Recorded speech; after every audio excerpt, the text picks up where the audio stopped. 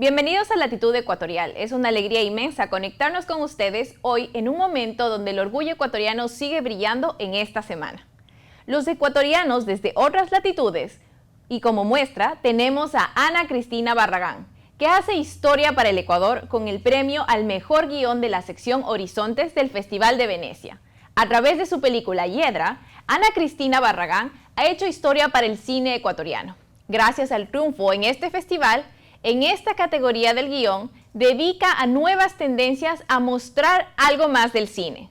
Nunca antes un cineasta ecuatoriano había brillado tanto en un certamen de tal categoría. Ana Cristina Barragán nació en Quito en 1987 y estudió en la Universidad San Francisco de Quito. Tan pronto pudo volcar sus intereses por el cine, el teatro y otras expresiones artísticas. Con Hiedra, una producción que está desarrollada en Ecuador, México, Francia y España, cierra la trilogía de lo que Ana Cristina ha dedicado a historias atravesadas por un tema familiar, completando así El Alba, La piel de pulpo y Hiedra finalmente. A través de estas dinámicas ella aborda las heridas de la infancia y las consecuencias mediante la historia de una joven que busca a su hijo, al que abandonó siendo bebé. La película Hiedra está protagonizada por el actriz mexicano Simón Bucio y por Francis Edu Yumikinga, a quien Barragán conoció en el Centro del Muchacho Trabajador, un establecimiento de Quito que ofrece programas sociales para jóvenes y sus familias. Por otra parte, en el área de los deportes,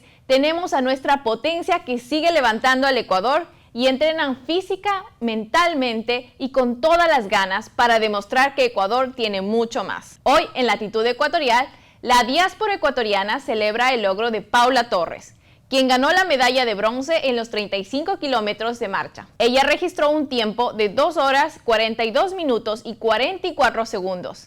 La hizo acreedora del récord nacional y se ha convertido en la primera latinoamericana en ganar una presea mundial del atletismo. Así que ha llevado a lo más alto al Ecuador y no solamente al país, sino también a Latinoamérica. Quédense con nosotros porque esto es Latitud Ecuatorial. Hoy tenemos un programa cargado de orgullo, información y perspectivas claves. Les invitamos también a que se conecten a nuestras redes sociales y puedan descargarnos en la aplicación de Android y iPhone como WNN. El invitado del día de hoy en Latitud Ecuatorial es Will Mendoza. Lo recibiremos con mucho cariño y nos contará también acerca de su experiencia, su trayectoria, cuáles han sido los desafíos y retos que ha tenido que enfrentar, pero sobre todo nos permitirá conectarnos con esa realidad que vive la comunidad. Para mí es un honor el día de hoy tener un invitado muy especial.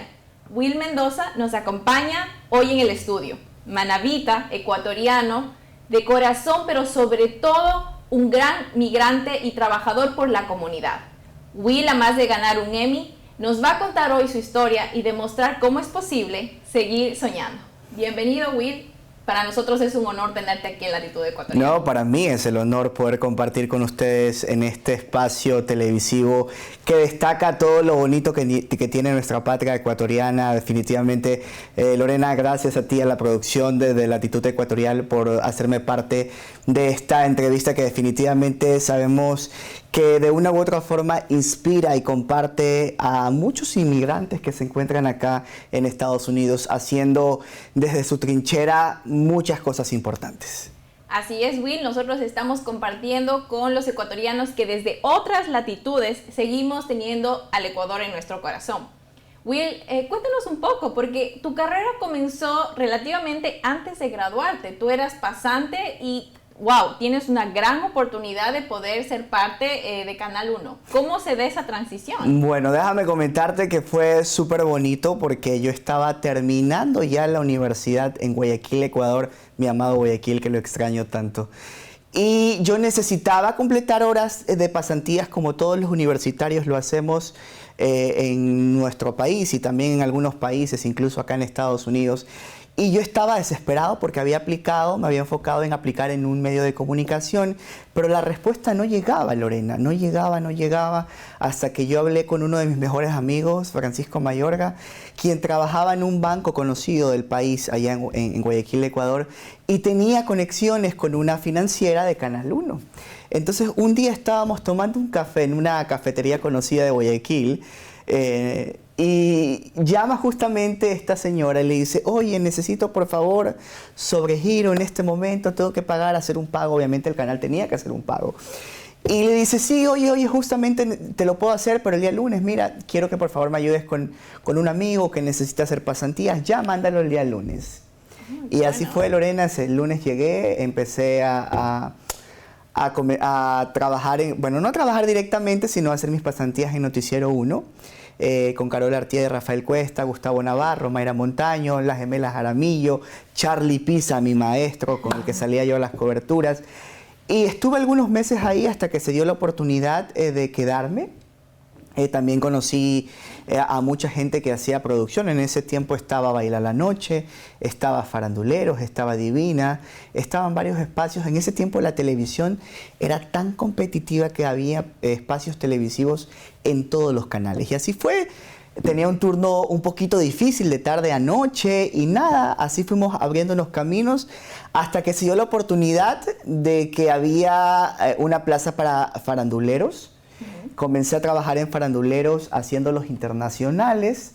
En ese tiempo estaban Miguel Cedeño, El Cuy, Paola Maya, Gabriela Guzmán, que es una de mis grandes amigas y la quiero muchísimo. Y que ha trabajado muchísimos años en el ámbito y Denise Arce. Y así fue, pero mira que a veces uno es medio apresurado y se abrió otra posición para Divinas. Era un reportero que necesitaban y también necesitaba que se haga coordinación y un poco de producción.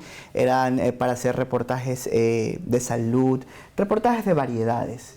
Y así fue y me fui a Divinas y luego, bueno, ahí duramos un tiempo hasta que me fui para Gama TV. En Gama TV comencé a hacer espectáculos, farándula. Eso también fue súper bonito porque Katiuska Peralta también es una de las mujeres que más admiro y quiero muchísimo de la televisión ecuatoriana. Actualmente ella tiene su espacio de radio, Sintonizados. Katiuska me recomienda para este nuevo proyecto televisivo en Gama TV que se llamaba El Matinal. Trajeron a Roberto Vegué. Yo lo molestaba a Roberto, le decía, compañero, te desempolvaron. Estaba Gabriela Pazmiño Yepes, La Caramelo, que actualmente está en un espacio de farándula acá, en un canal amigo, en Univisión. Estaba La Roca, un chico de reality, estaban muchas personas. Y nos centramos en hacer un segmento que se llamaba El Avispero. ¿Y de qué era un poco? De farándula, Porque ya con el nombre uno tiene la idea de que hay algo interesante que está pasando ahí. Exacto, y El Avispero tuvo tanto éxito, Lorena, tanto éxito, que incluso hubo varios pilotos que hicimos con Katiuska, obviamente los dos a la par, como líderes, y también tenían que haber panelistas. No salió a la luz nunca, porque en ese tiempo Gama tenía unos inconvenientes con la directiva, habían cambios, venía gente, salía gente.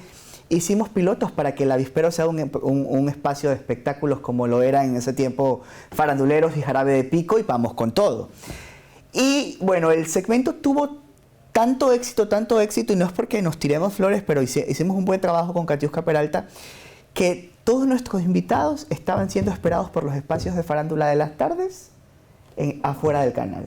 Qué interesante. Literal, como se decía en ese tiempo, le dábamos contenido a los espacios de farándula que eran shows de 1, 2, 3 horas, y nosotros queríamos un segmento que variaba entre bloque y bloque, entre corte y corte.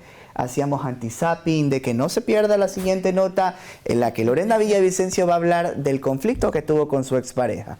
Ese tipo de notas hacían que los reporteros de los otros espacios, oye, mira, esta man va a estar allá, como hablamos los ecuatorianos, con esa sal que tenemos, vamos para allá. Tuvo tanto éxito que la revista familiar era como que lo fuerte era el segmento de cocina y el avispero, el segmento de farándula.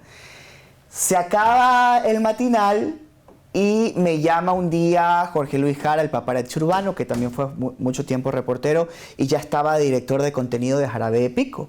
Jarabe de Pico aumentaba media hora más a su parrilla, a su espacio. Y me dicen, te queremos como reporteros, nos gusta, sabemos que Jarabe sale del aire la siguiente semana y te queremos la siguiente semana. Yo trabajé hasta un 31 de marzo y yo eso fue viernes. Como el 2 o 3 de abril, que me recibieron incluso con un pastel de cumpleaños porque yo cumplo años el 2. O sea, fue una coincidencia Sí. de un nuevo comienzo, en todo sentido. Estuve trabajando ahí. A los 2-3 meses me sentaron en el set y me quedé.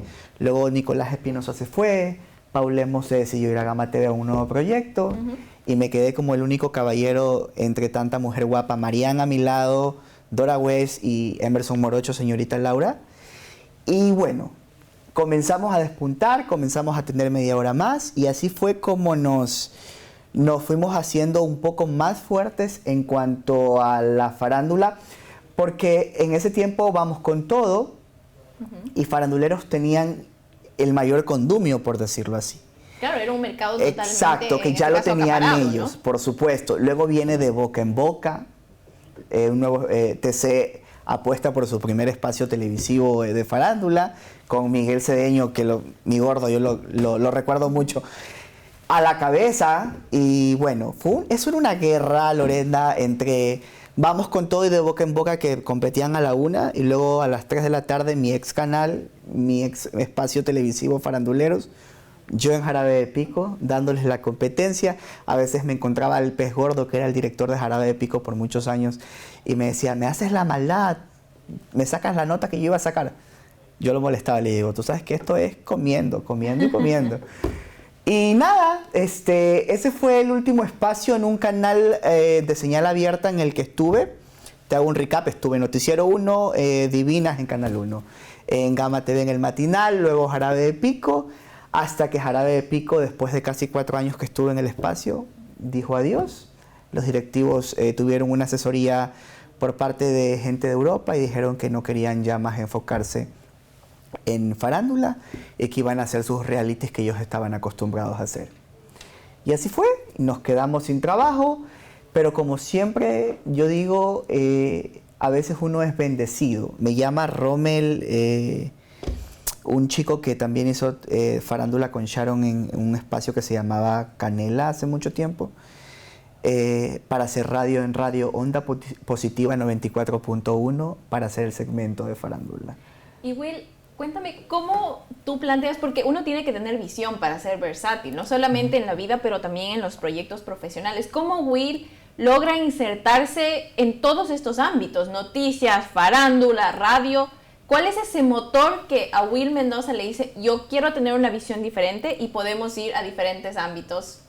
Mira, yo te voy a decir algo y quiero que lo escuchen todos los chicos que estudian periodismo. El periodista no debe de pensar o sentir que es bueno y fuerte para un solo género periodístico. Yo siento que el periodista está capacitado. Bueno, imagínate, si fuéramos a la universidad solo a estudiar para hacer crónica roja o para hacer reportajes de economía, estuviera la carrera dividida en géneros periodísticos y no en una carrera global como lo es el periodismo.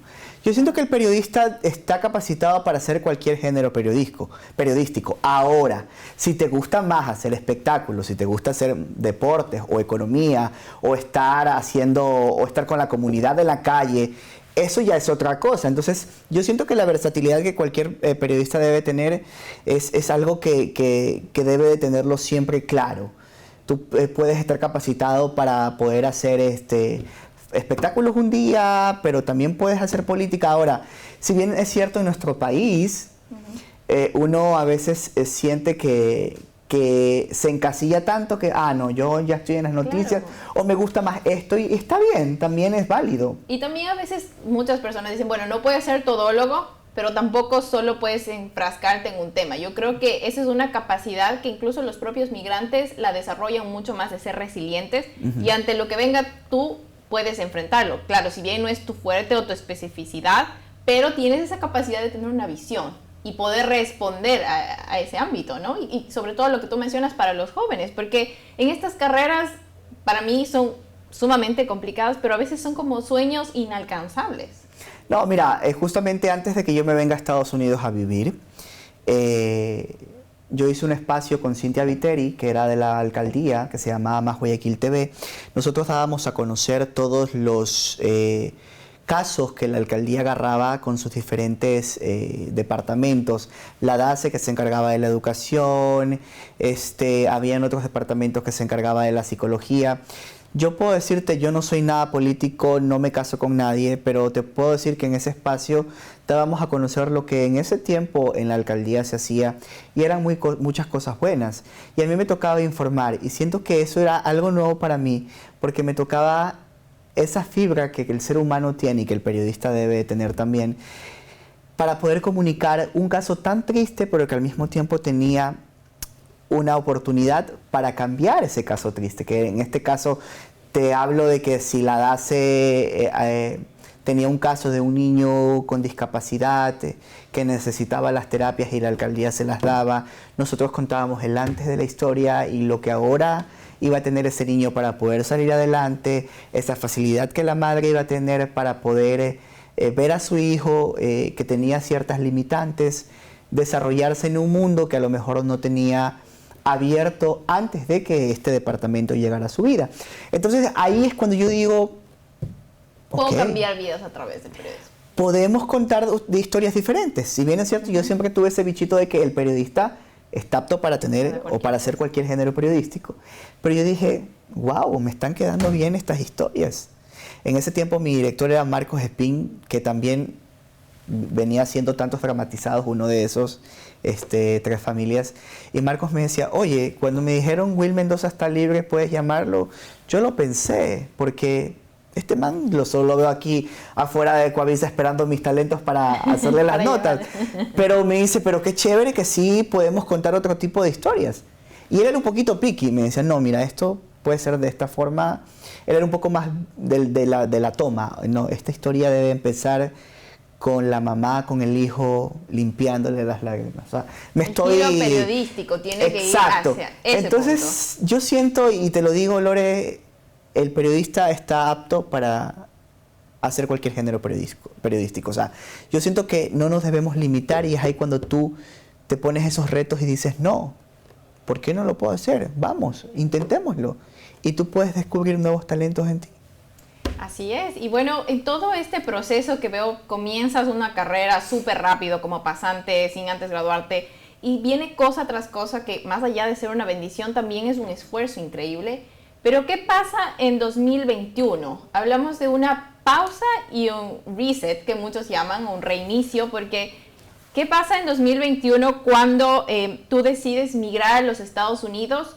Y quizás a veces la visión que tenemos muchas de las personas que hemos migrado, o incluso el común denominador es, bueno, es un nuevo comienzo, no sé qué voy a hacer, y lo que menos se te ocurre o pasa por tu cabeza apenas tú tienes un nuevo inicio migratorio, es decir, voy a hacer lo que a mí me gusta y voy a hacer la carrera que yo tenía en mi país. ¿Qué significa para Will en el 2021 este reinicio al llegar a los Estados Unidos? Bueno, si bien es cierto, fue una decisión muy difícil que no tenía contemplada en mi vida. Yo vine porque justo Más Guayaquil TV hizo una pausa de la primera temporada y yo dije, bueno, me voy a pegar unas vacacioncitas a la tierra del tío Sam. Me voy para Nueva York, mi familia vive allá, voy a estar un mesecito, 2 mesecitos, me quedo por allá. Porque se supone que yo volvía porque Cintia estaba por firmar nuevamente el contrato con nosotros para la segunda temporada. Entonces yo en mis vacaciones llamé a Marcos y le dije, oye, ¿cómo va la negociación? Sí, todo bien. Luego me llama y me dice, no va a haber Más Guayaquil TV, sino hasta el próximo año. Pero aquí viene el pero. Yo ya estaba saliendo con alguien acá, a quien había conocido, y ya estaba como que con ese amor que te llega así. Con ese impulso que a veces no sabes y yo cómo. decía, bueno, ¿será que me doy una oportunidad? Yo había tenido una relación de 4 años, muy tormentosa, de la cual ya habían pasado algunos años, cabe recalcar.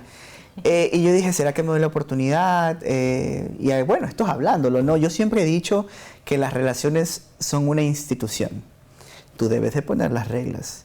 Y si bien es cierto, obviamente, luego uno dice, ok, me voy a quedar en un país, voy a migrar a un país, pero ¿qué va a pasar después? Sobre todo las expectativas que uno se crea muchísimo. Exacto. En un nuevo comienzo y más allá con tu pareja también. Exactamente. Entonces yo dije, yo necesito volver a intentar a ejercer mi carrera. A pesar de que se lo decía aquí a nuestra amiga, que no tenía la más remota idea de que iba a ser tan rápido, porque yo decía, ok, my English, I can speak English,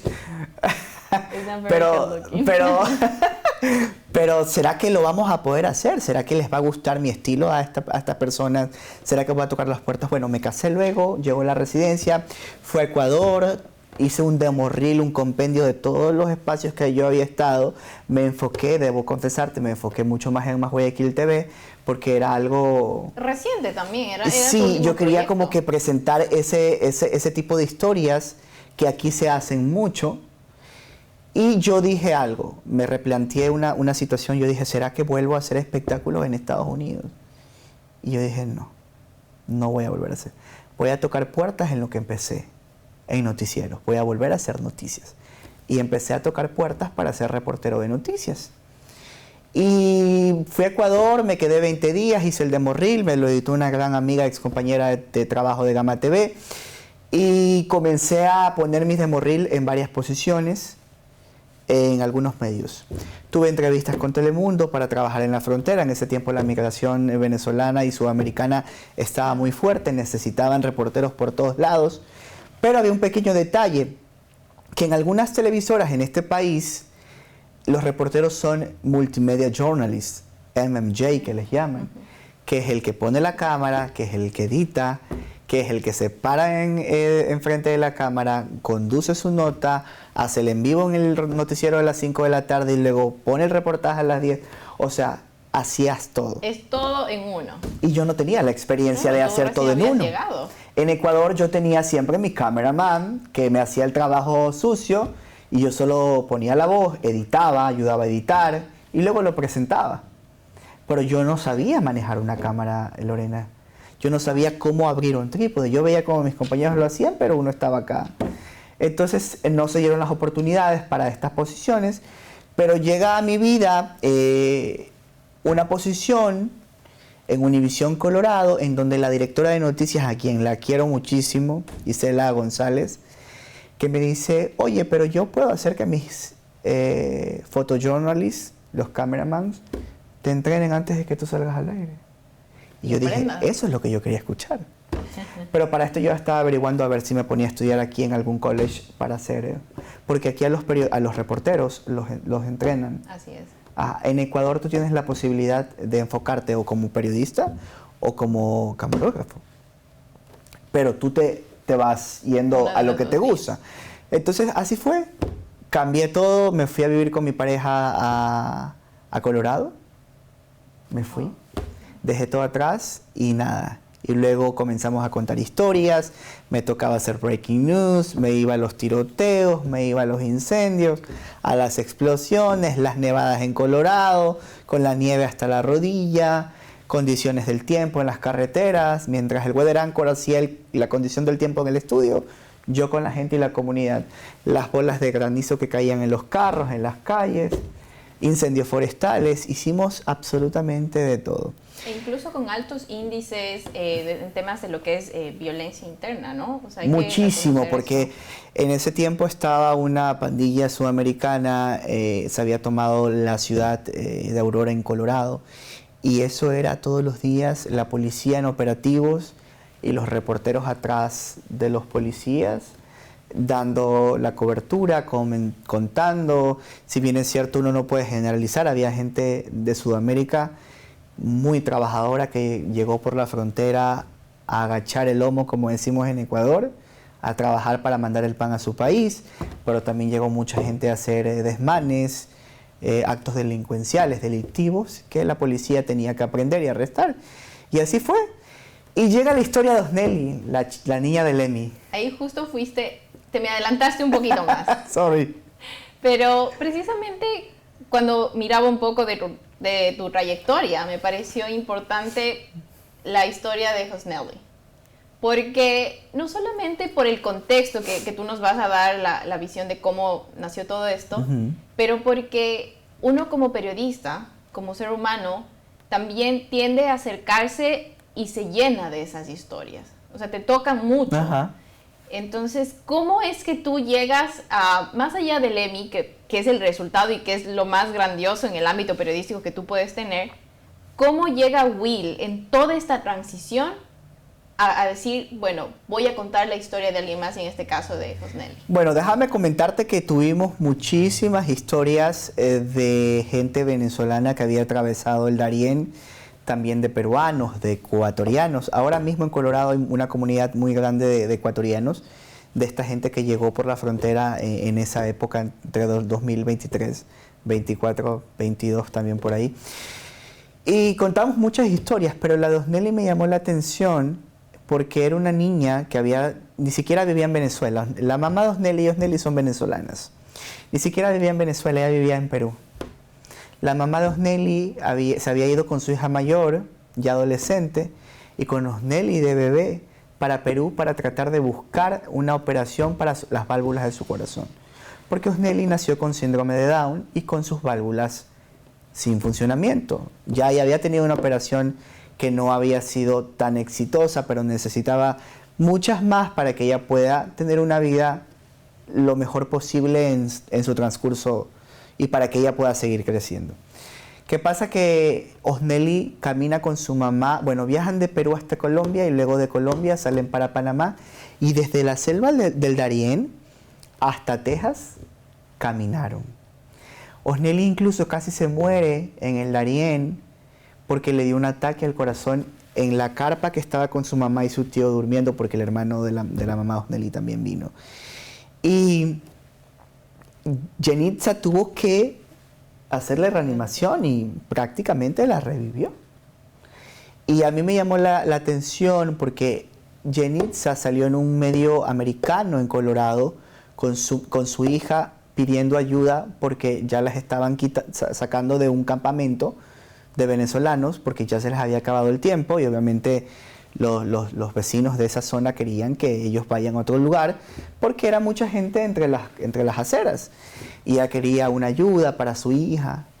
Pero la historia fue contada de una forma diferente. Obviamente la periodista que la hizo hizo una buena pieza, una buena nota, pero yo me quise ir mucho más allá. No contar la historia de Josnelly y de Yenitza que estaban pidiendo ayuda, sino del background, de cómo habían pasado tantas peripecias, tanto drama en el transcurso de llegar a Estados Unidos. Luego el Children's Hospital de Colorado le da la cirugía a Josnelly, la operan, le conseguimos mucha ayuda de la parte privada, le hicimos un GoFundMe, el GoFundMe, mira, recaudó muchos fondos. Antes de venirme, estuve en casa de Yenitza, la fui a abrazar, obviamente no sabíamos que íbamos a ganar el Emmy y le dije, Yenitza, acabo de subir nuestro reportaje para los Emmys, espero que lo ganemos, si lo ganamos te aviso. Yo voy a venir a Colorado a la ceremonia, obviamente si es que me nominan. Para mí fue una sorpresa que me nominaran y contamos la historia de la niña de una forma en que el televidente se enganchó tanto que obtuvimos resultados para Josnelly y para Yenitza. Conseguimos ropa, comida, departamento. Hasta el día de hoy Yenitza, cada vez que me textea por WhatsApp me dice, Will, definitivamente este país me cambió la vida y que tú nos hayas hecho conocer me cambió la vida porque Josnelly sigue teniendo ayudas de gente que incluso ni siquiera trabaja en entidades gubernamentales.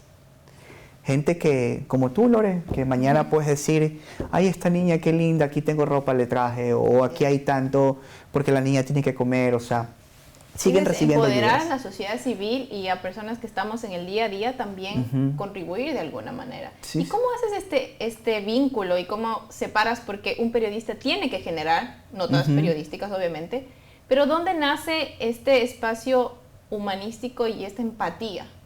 Porque hemos podido ver en otros periodistas que presentan las notas, pero ¿qué crees tú que es lo que te hizo a ti decir, yo voy a ir más allá de esa historia? Porque yo no sé, yo soy un hombre muy sentimental, ¿sabes? El día que yo hice esa nota me moría de frío porque la hicimos en un parque en Denver, con la nieve.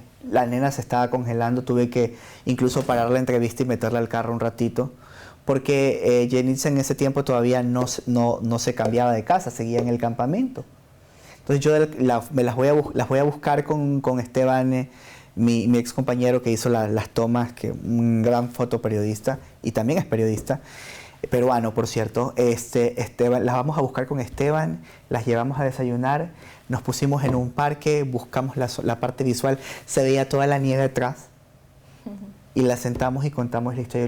Yo le dije a Esteban, no necesitamos una locación espectacular para contar una historia que va a llegar a los televidentes sola, que va a ser Yenitza y Osneli la protagonista.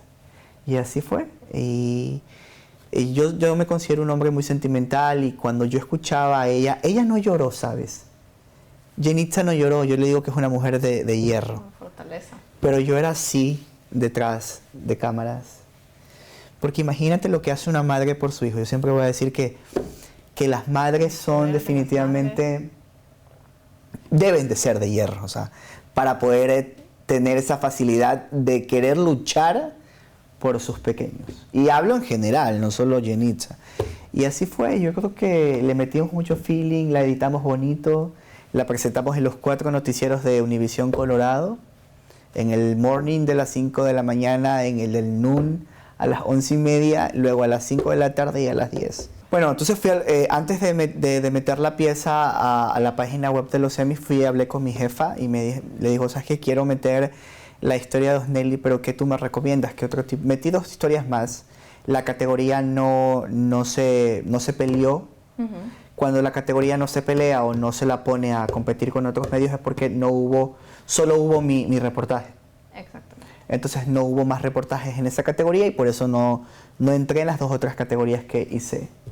Porque tuve más historias. Hice una historia de una señora también incluso que perdió a su hijo en un accidente automovilístico. Ella, que todavía sigue convaleciente de su columna, recién acaban de sentenciar al muchacho que venía haciendo carreras con otros amigos. Él los impacta por atrás, ella iba adelante con su esposo y atrás iban sus 2 hijos. El chico adolescente tenía 17 y el otro tiene 9 años. Pero su hijo adolescente se desnucó.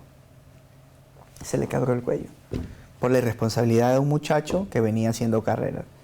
Hicimos una historia de ella, hicimos el seguimiento. Yo incluso, no lo hagan en casa, tuve la primicia del señor convaleciente en la camilla llorando por su hijo. Eso es muy fuerte. Sí, me metí con mi teléfono, Lorena, dije, no, esta historia la vamos a tener que sacar. Mi jefa, obviamente aterrada, me dice, Will, ¿por qué hiciste? No lo hagan en casa. Sí, pero y sacamos la historia. Y luego, cuando ya la señora que tuvo 3 cirugías, ya se recuperó un poco, también estuvimos allá. El juicio se dilató mucho porque el chico también era menor de edad. Entonces, bueno, hace 2 semanas, creo que la estación ya sacó el final, que ya sentenciaron a este muchacho, va a ir a un correccional de menores. Pero a la señora vi la entrevista, incluso el nuevo reportero que está allá, me dice, Will, no sé cómo pudiste dar seguimiento a este tema, qué fuerte. Y le digo, bueno, ese era mi fuerte. Yo me acuerdo que en ese tiempo habíamos 2 reporteros para el noticiero. Johnny hacía todo el hard news, el breaking news, y yo hacía toda la comunidad y los feeling. Entonces, mi jefa, esa es la realidad. Y claro, y te digo, o sea, yo siento que ese tipo de notas para mí, o en lo personal como periodista, son mi fuerte. Aunque si mañana me toca hablar de otra cosa, lo hacemos. Actualmente estoy en un noticiero nacional y hago temas nacionales. Migración, el presidente, el TPS. Pero es mucho más fácil porque tú ya vienes de una experiencia comunitaria, de conocer la realidad. Entonces, creo que esto te facilita no solamente en contar una historia, sino que tú también vives y conoces cómo es la realidad de las personas. No, hay oportunidades. Por ejemplo, ahorita yo estoy haciendo todo in-house. Yo hago todos mis reportajes in-house porque el noticiero empieza a las 6 de la mañana y yo entro a las 3:30 para hacer un poco de recap con las productoras, el texto, todo lo que se va a decir. Entonces, cuando yo ya quiero hacer entrevistas un poco más profundas, no puedo por el horario. La gente duerme a esa hora. Pero siempre tenemos un abogado que nos ayuda y hemos tenido la oportunidad de conocer casos que podemos hacer por Zoom de gente que acaba de perder por algún fallo de algún juez. El TPS, hace poco hicimos los hondureños, los nicaragüenses y los nepalíes acaban de perder el TPS desde hace muchos años que lo tenían. Y tuvimos casos de personas, lo hicimos vía Zoom. Pero es bonito porque sí, como tú dices, ya tú sabes cómo es el manejo de esa historia y ya sabes cómo focalizarlo para que el televidente vea una historia que no es tan positiva, pero al mismo tiempo escuche el testimonio de alguien en el que quizás no le puede estar pasando eso al televidente que está viendo el noticiero en ese momento, pero que sí se pone en sus zapatos. Así es. Que dice, ¿qué pasaría si me pasara a mí? Si me quedara sin un TPS con el que yo llegué a este país, con el que tuve la oportunidad de tener un permiso de trabajo y trabajar, y mis hijos ya nacieron acá, y a mí me toca devolverme, y mis hijos no se quieren ir a otro país porque es este su país. Entonces, y el comenzar de nuevo llega a ser siempre una disyuntiva muy grande, ajá, porque ya en algún punto también los hijos dicen, bueno, yo quiero seguir aquí, no quiero regresarme a otro país que no conozco. Exacto.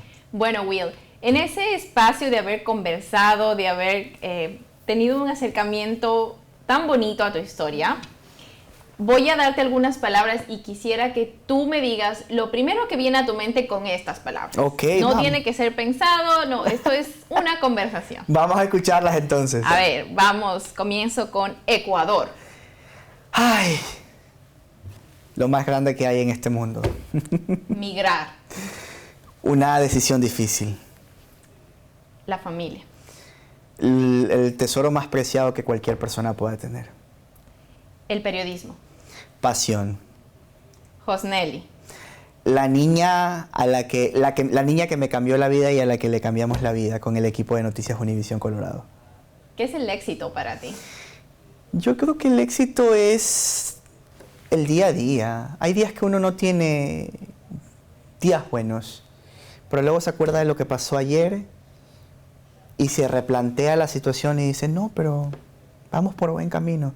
Yo creo que el éxito es levantarte y respirar y hacer lo que te apasiona o lo que te gusta. O sea, un día estamos, mañana no estamos, y yo siento que uno debe de aprovechar y enfocarse en lo que podría darle éxito. Pero yo creo que más allá del éxito o esa palabra que todo lo que encierre es trabajo. O sea, si tú quieres llegar a una meta, tú lo puedes hacer, tú puedes trabajar.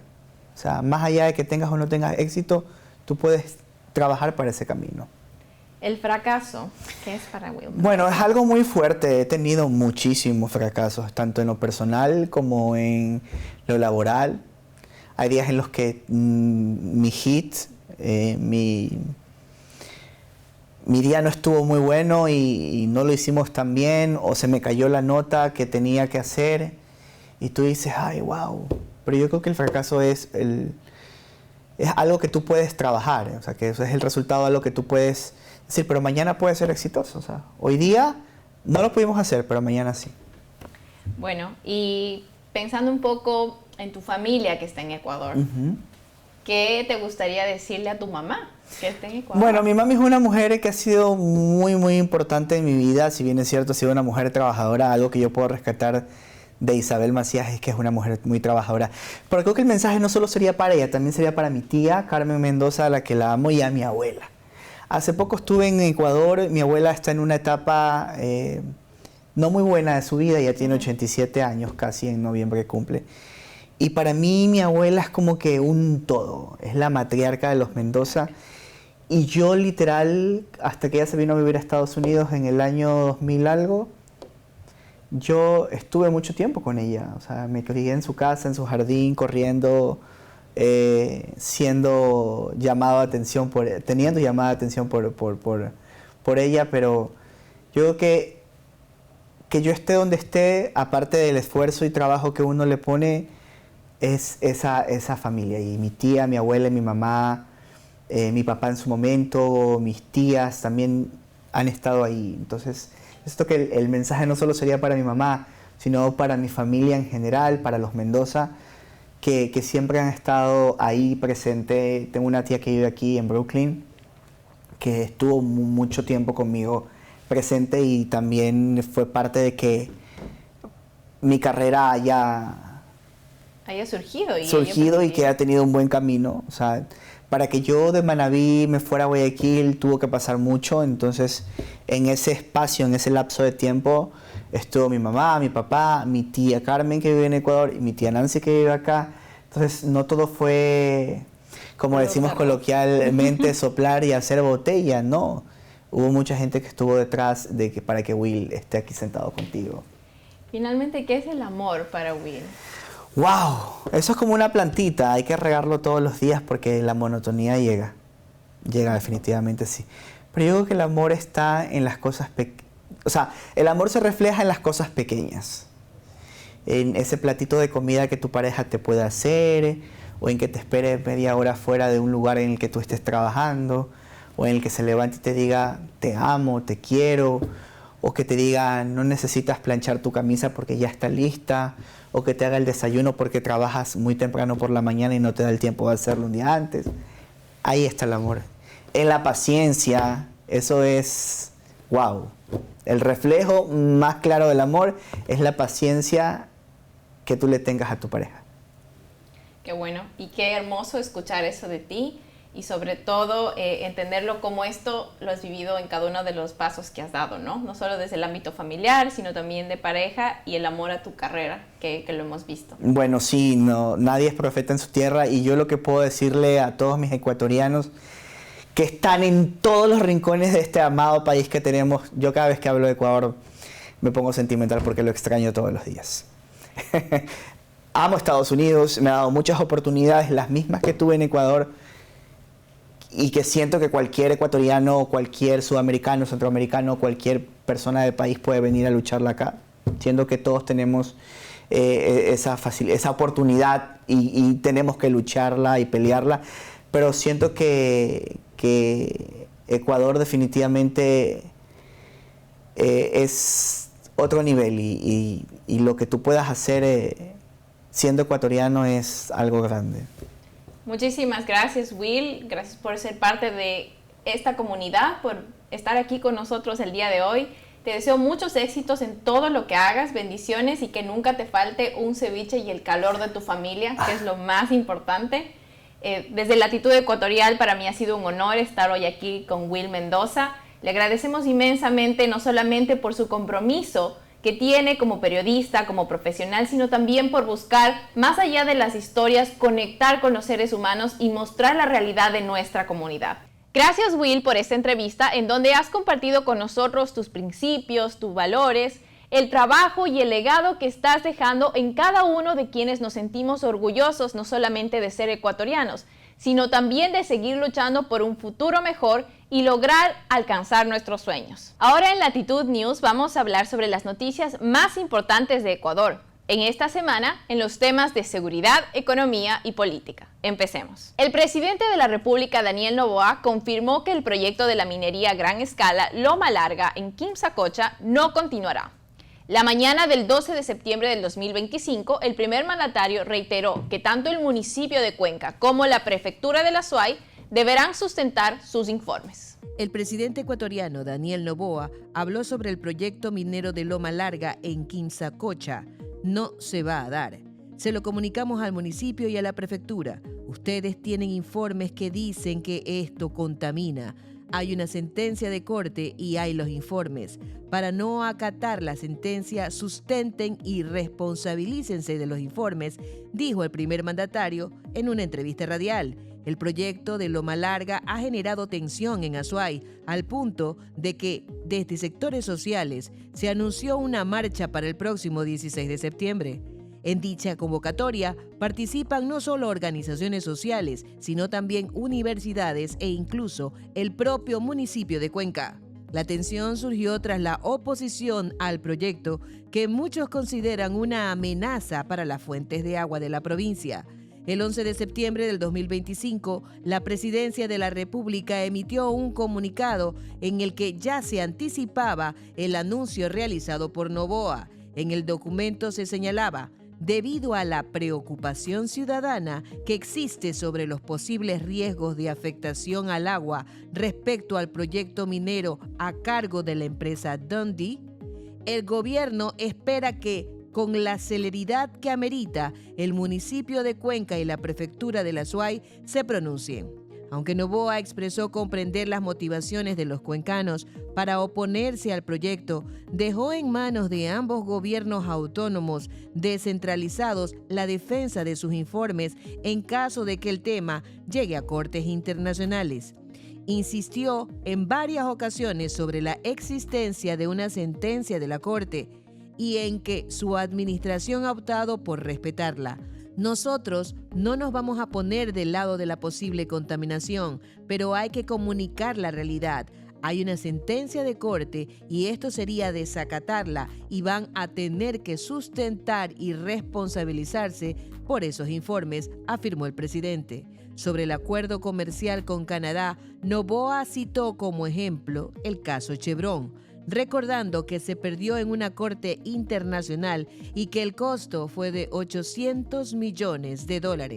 Además, aseguró que este conflicto afectó la negociación de aranceles con Estados Unidos. En cuanto al posible conflicto con la empresa canadiense Dundee, Noboa señaló que también podría impactar en la negociación de un acuerdo comercial con Canadá.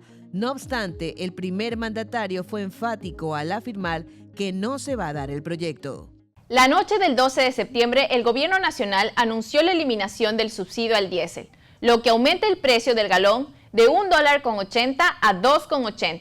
Esto representa un incremento significativo en los costos operativos para el sector de transporte de alimentos y sobre todo de las zonas rurales, la producción agrícola y pesquera e incluso la distribución comercial de mercados y supermercados que utilizan al diésel. El presidente de Ecuador, Daniel Noboa, decidió eliminar el subsidio al diésel, un beneficio que rige en el país desde 1974 y que varios gobiernos habían intentado, sin éxito, eliminar.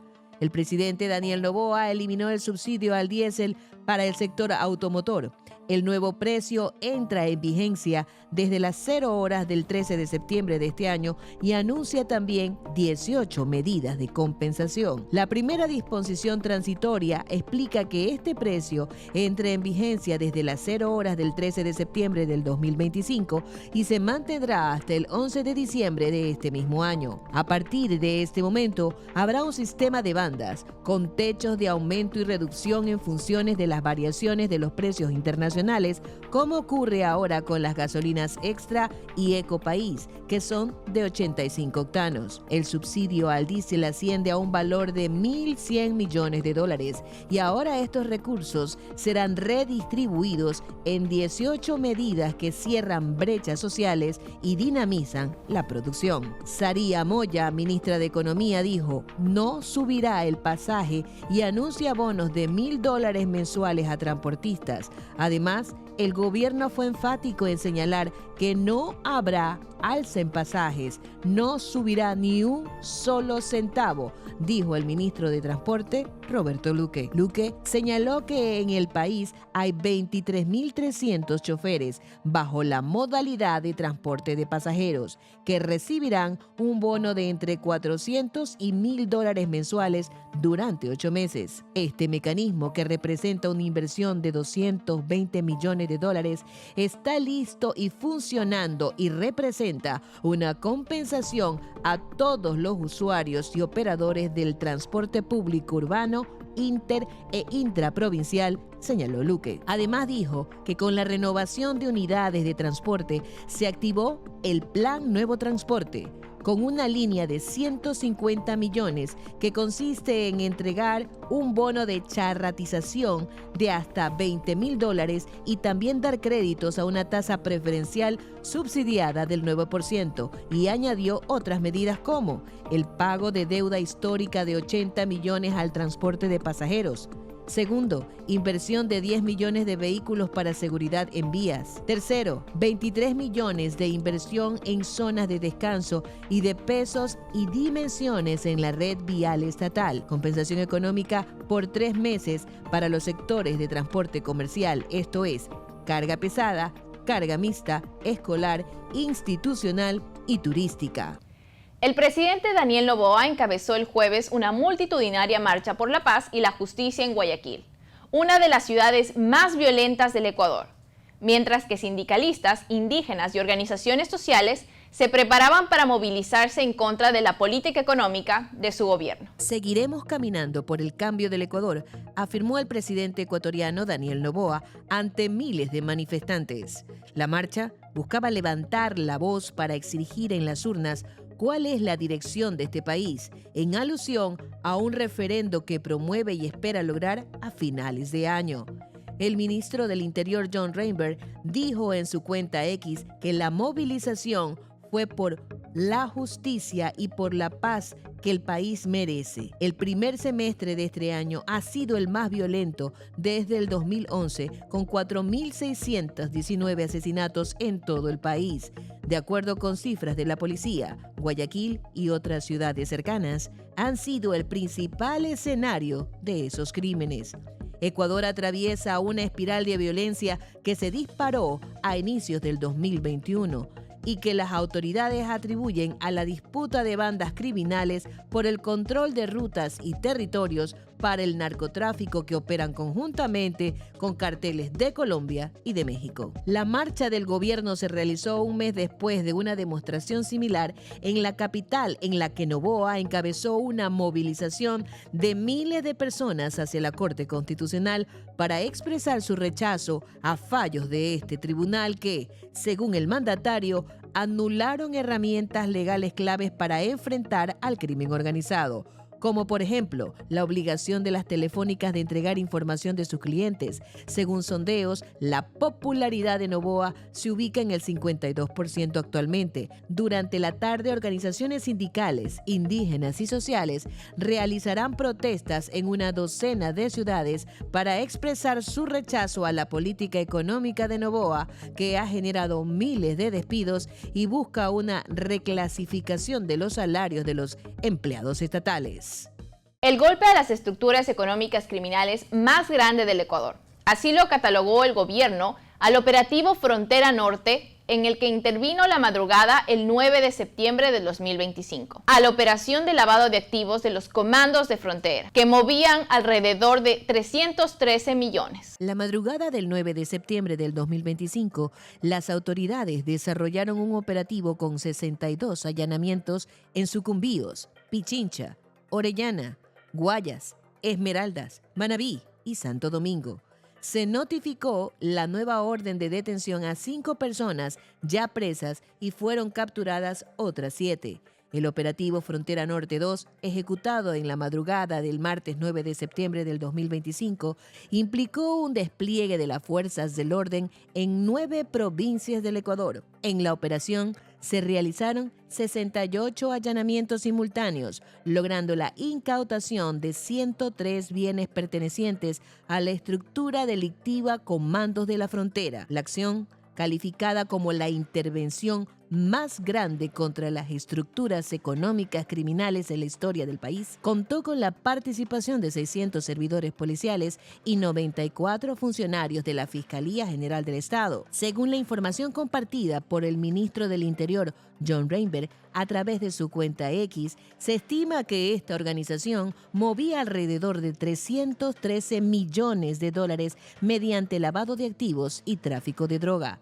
Las provincias intervenidas fueron Sucumbíos, con 13 casos, Pichincha, 20, Orellana, 14, Guayas, 12, Esmeralda, 9, Manabí, 9 y Santo Domingo, 8. Entre los bienes incautados constan haciendas de gran extensión, 620 hectáreas en Santo Domingo y 470 hectáreas en Esmeralda. También se incluyen lubricadoras, ferreterías, mecánicas, bodegas, lotes con cultivo de palma africana, casas, departamentos, gasolineras y parqueaderos. El comandante general de la policía, Pablo Dávila, aseguró que este operativo permitió desmantelar la mayor red de lavado de activos del país.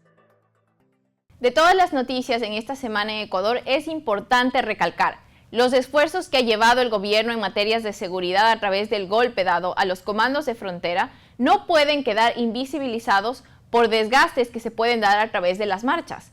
Es el momento para que el gobierno siga realizando acciones que permitan tomar estrategias reales y puedan solventar los problemas que tiene el Ecuador. Las marchas, más allá de desgastar, no solamente implican una movilización de recursos, sino que no permiten que toda la cooperación y que todo el espacio sea destinado a lo que realmente el Ecuador necesita. Por otro lado, los esfuerzos del gobierno en cuanto a la reducción del subsidio que se ha dado históricamente después de más de 74 años en el Ecuador, genera un reto importante, sobre todo para aquellos que van a utilizar esta coyuntura para poder beneficiarse de la especulación. Les invitamos a que sigan siendo parte de nuestra comunidad a través de las redes sociales, que nos puedan seguir en Instagram como WNN-LATECUA y también en nuestras redes sociales de Facebook como WNN Latitud Ecuatorial. Recuerden que también pueden dar un like a este video y tener más de nuestros programas, donde seguimos semana a semana demostrando cómo los ecuatorianos brillan desde otras latitudes. Para mí ha sido un honor ser parte de este espacio y poder compartir con ustedes algo más de Ecuador. Se despide de ustedes Lorena Villavicencio en su programa Latitud Ecuatorial.